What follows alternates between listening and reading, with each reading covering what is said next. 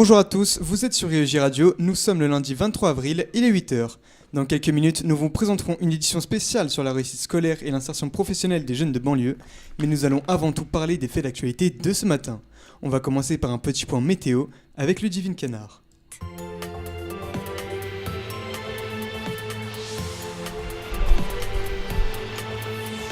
Bonjour Ludivine Canard, alors quel temps fera-t-il aujourd'hui ? Bonjour Lucas, bonjour à tous. Ce matin, les nuages dominent sur l'ensemble du territoire avec des averses orageuses et passagères du nord de l'Aquitaine à la Bourgogne, de légères éclaircies au nord de la Loire et près de l'Atlantique, du soleil également entre le Languedoc-Roussillon, la Côte d'Azur et la Corse. Côté température, il fait 13 degrés ce matin à Paris et à Lille, 22 degrés à Marseille. Cet après-midi, le soleil sera présent sur la moitié ouest du pays. De nombreux orages sont attendus du Grand Est à l'Occitanie, avec des températures légèrement en hausse. 20 degrés à Paris et à Bordeaux, 13 degrés à Brest, 21 à Toulouse, 13 à Strasbourg et on attend jusqu'à 23 degrés à Lyon. Sans plus attendre, l'essentiel de l'actualité avec vous Ludivine.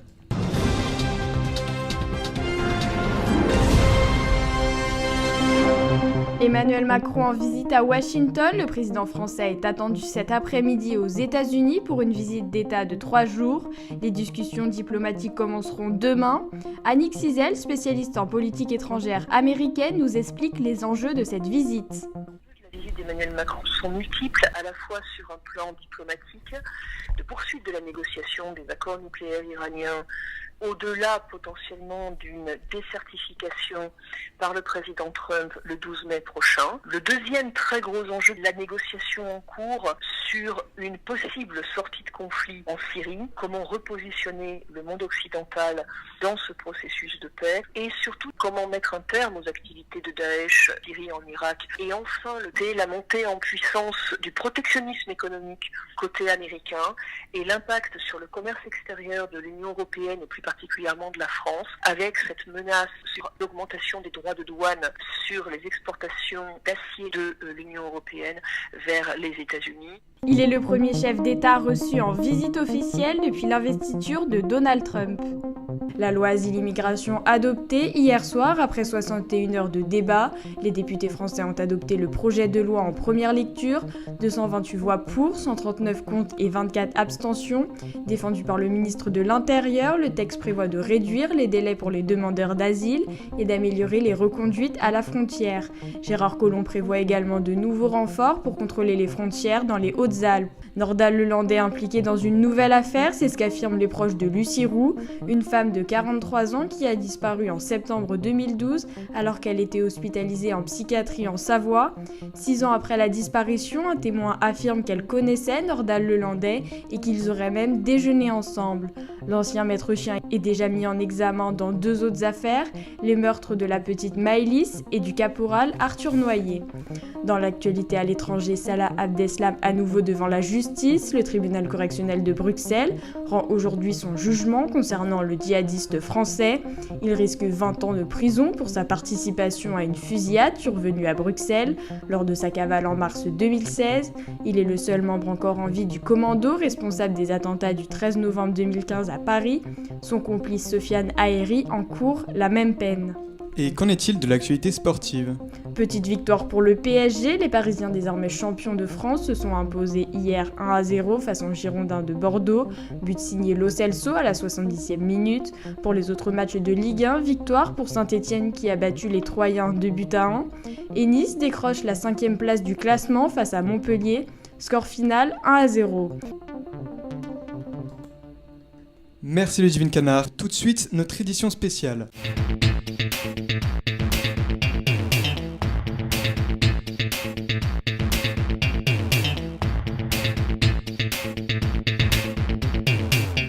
La réussite scolaire et l'insertion dans la vie active des jeunes de banlieue, un sujet d'actualité qui a toujours été problématique. Des parcours scolaires marqués par de fortes inégalités sociales dans leur orientation, c'est le cas pour certains jeunes issus de banlieues dont l'éducation est un défi. Un constat alarmant concernant l'échec scolaire de ces zones. Margot Bélanger nous donne un peu plus d'informations sur ce sujet.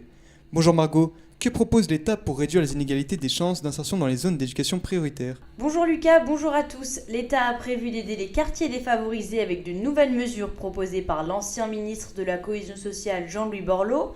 Aujourd'hui, il existe 1296 quartiers prioritaires en France.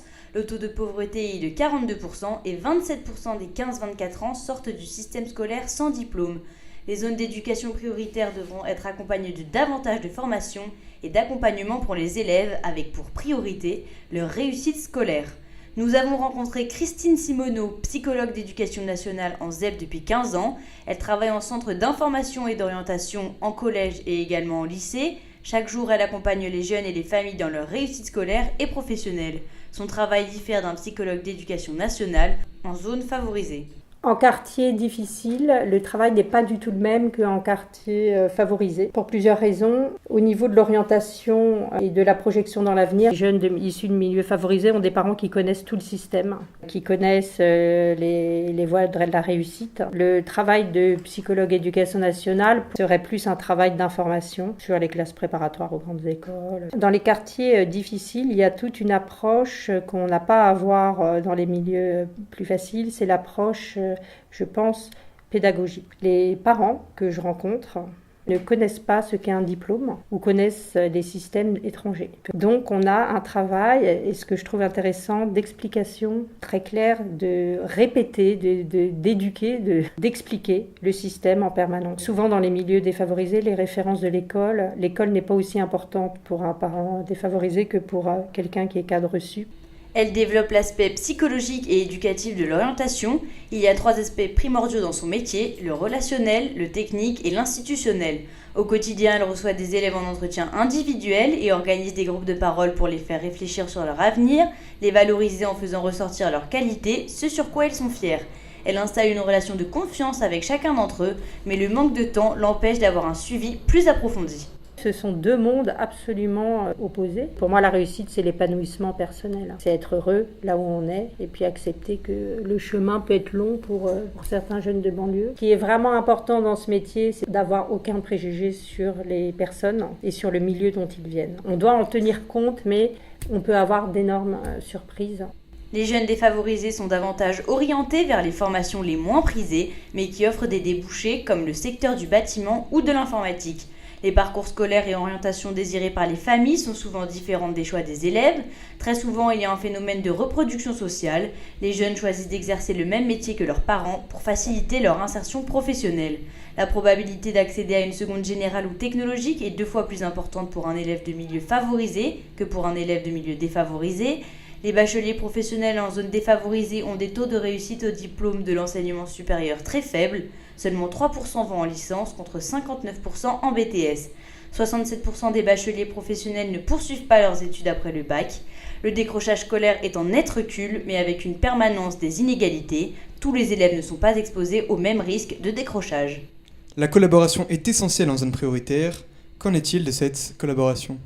La collaboration permet un meilleur suivi des élèves et permet notamment de détecter plus rapidement les élèves en difficulté pour les accompagner. La CPE fait le lien entre les différents personnels éducatifs comme l'infirmière, l'assistante sociale ou la principale. Nous avons rencontré Laura Seguin-Cadiche, CPE depuis 8 ans au collège Paul Vaillant-Couturier à Argenteuil. Elle travaille régulièrement en collaboration avec Christine Simoneau. La discipline est une partie essentielle de son travail. L'absentéisme et les exclusions diminuent davantage le temps d'apprentissage. Les enseignants estiment que le temps moyen consacré à la discipline est 21% plus élevé en éducation prioritaire que dans les autres établissements. Elle a également de nombreuses autres missions. L'objectif, c'est de placer l'élève dans un milieu pour qu'il puisse s'épanouir. Ce n'est pas seulement la partie apprentissage, mais c'est vraiment que l'élève se sente bien au sein de l'établissement et qu'il vienne dans les meilleures conditions pour pouvoir travailler. On est là pour animer en tant que classe. La première mission, c'est la sécurité des élèves. Au-delà de ça, on s'occupe également du suivi individuel des élèves dans le cadre des absences, de la ponctualité. On les accompagne, mais en même temps, on essaie quand même de ne pas les victimiser. Le décrochage scolaire n'est pas une fatalité pour ces jeunes, mais ils y sont plus susceptibles. En effet, un enfant issu d'un milieu populaire a 3,46 fois plus de chances d'être en décrochage scolaire qu'un enfant de cadre. C'est pour cela qu'elle a décidé d'améliorer l'accompagnement des élèves. La question ne se posait pas jusqu'à présent. Les collègues, même si on est en zone prioritaire, c'est vrai que les collègues, quand je suis arrivée, ne s'occupaient pas vraiment du décrochage scolaire. Alors qu'elle est prioritaire pour avoir un bon climat scolaire et un bon climat de classe. Ça va ensemble. Un enfant qui va mal, forcément il viendra en classe et il perturbera. Donc on est obligé de chercher qu'est-ce qui va pas. La structure familiale n'est pas forcément propice aux apprentissages, ou l'institution scolaire est très loin pour la famille, qui parfois ont été eux-mêmes en échec ou qui n'ont pas du tout eu de scolarité. Beaucoup de facteurs entrent en ligne de cause et il faut identifier cette cause. Et si on ne repère pas le manque de motivation, le manque d'estime de soi, il y a tellement de facteurs qui fait qu'un enfant décroche. Et si on n'aide pas cet élève-là, si on n'essaie pas de soigner ses mots, MAUX, on n'aura jamais un élève prêt à apprendre. Et puis s'il n'a pas d'appétence pour la scolarité, il faut qu'on travaille aussi sur un projet d'orientation. Parce qu'on n'est pas tous conditionnés à faire de longues études. Les enseignants ont des a priori sur l'enseignement dans les zones prioritaires. Le recours aux enseignants non titulaires est donc plus fréquent. Il y reste également moins souvent et les enseignants sont souvent plus absents. Merci Margot Bélangier. Tout de suite, nous recevons Samia Madiali dans notre émission pour témoigner de son parcours scolaire. Bonjour Samia Madiali, vous avez 25 ans et vous êtes aujourd'hui contrôleuse de gestion dans une start-up. Vous venez d'un milieu assez populaire et vous étiez au collège Paul Vaillant Couturier à Argenteuil. Bonjour à tous, merci de m'avoir invité dans votre émission. Pouvez-vous nous donner un peu plus de détails sur votre parcours scolaire ? J'étais au collège Paul Vaillant Couturier à Argenteuil. Après, j'ai fait le lycée Romain Roland à Argenteuil. Après, j'ai fait un BTS commerce international, mais j'ai pas aimé. Donc, je me suis réorientée en licence économie et gestion. Et après, j'ai fait un master contrôle de gestion et j'ai terminé chez Vectory. Votre milieu social vous a-t-il freiné dans votre insertion scolaire et professionnelle ? Scolaire, oui, parce que j'avais tenté d'intégrer des écoles de commerce, mais les concours étaient un peu plus difficiles pour mon niveau. Et donc je me suis orientée vers un BTS ou université. Après, pour le milieu professionnel, non, pas vraiment. Parce qu'à partir du moment où vous avez le bon diplôme, les bonnes expériences, il n'y a pas de souci.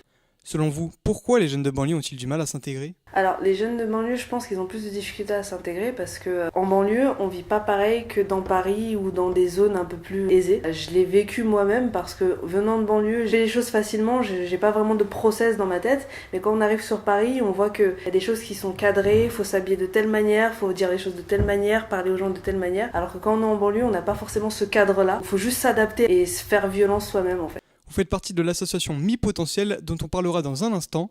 Vous intervenez donc dans des collèges et principalement le vôtre. Une intervention la semaine prochaine est même prévue. Pourquoi avoir accepté de participer à l'association Mi-Potentiel ? En fait, j'ai accepté d'intervenir dans mon collège principalement parce que quand on est au collège, on sait pas du tout ce qu'on veut faire. Je pense que c'est important de leur dire qu'il n'y a pas que Argenteuil. Vous pouvez aller sur Paris, en Ile-de-France, dans toute la France, en Europe, dans le monde. Et c'est important qu'ils voient des personnes qui viennent de leur milieu, qui ont vécu la même chose, qui ont fait le même collège qu'eux, qui sont partis ailleurs qu'à Argenteuil. Que faudrait-il améliorer dans les banlieues ? Ça serait bien de sensibiliser les parents sur les différents débouchés que leur enfant peut faire. Et vu que les métiers autour d'eux, c'est pas forcément des métiers qui nécessitent beaucoup de diplômes, donc c'est juste essayer de leur faire comprendre que ce qu'ils apprennent à l'école, ce qu'ils vont faire à l'école, ça va leur servir pour quelque chose. Et ça, c'est vraiment ce qui manque au collège, au lycée, c'est qu'on ne dit pas à quoi ça va nous servir.